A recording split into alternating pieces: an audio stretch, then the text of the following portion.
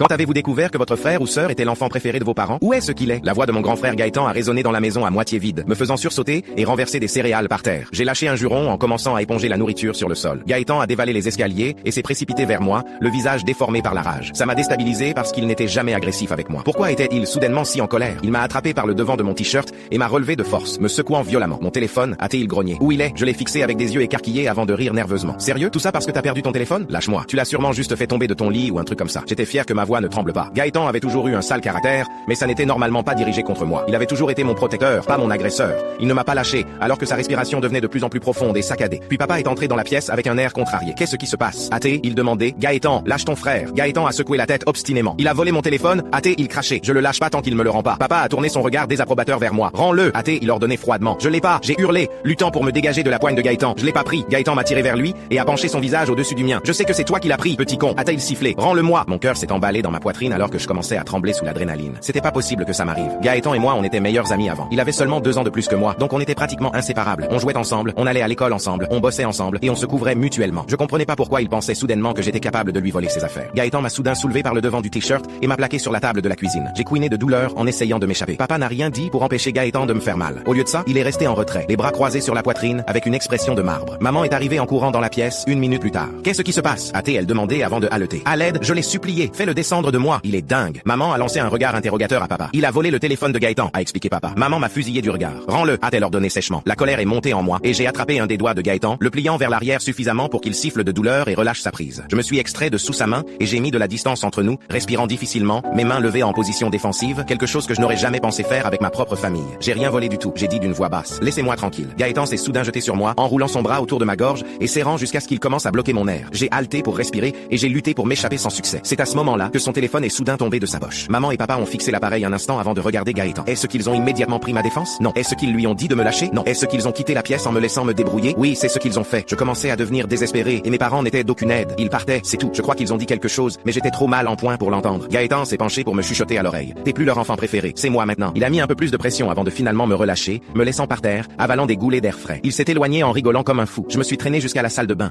Mon cou était rouge vif et déjà couvert de bleu. J'allais pas laisser mon frère s'en tirer après avoir failli me tuer. Et pourquoi? Pour prouver qu'il était maintenant l'enfant préféré? Je savais pas que nos parents avaient des préférences. Mais soudain, ça avait du sens. Je me suis rendu au commissariat où ils ont photographié mon cou. Ils ont arrêté mon frère et je leur ai dit que je voulais porter plainte. Mes parents ont immédiatement essayé de m'en dissuader, disant qu'ils s'étaient juste emportés. Ils se fichaient qu'il ait failli me tuer. Ce qui les préoccupait, c'était que j'étais allé voir la police. Ils ont témoigné en mentant à la barre pour Gaëtan, mais il y avait assez de preuves pour qu'il soit condamné à plusieurs années de prison. Je pouvais pas vivre avec des parents qui avaient des préférences. Alors j'ai squatté les canapés de mes amis jusqu'à l'obtention du diplôme. Après le diplôme, je suis allé à l'université et j'ai déménagé à l'autre bout du pays. Je n'ai plus jamais vu ni parlé à ma famille.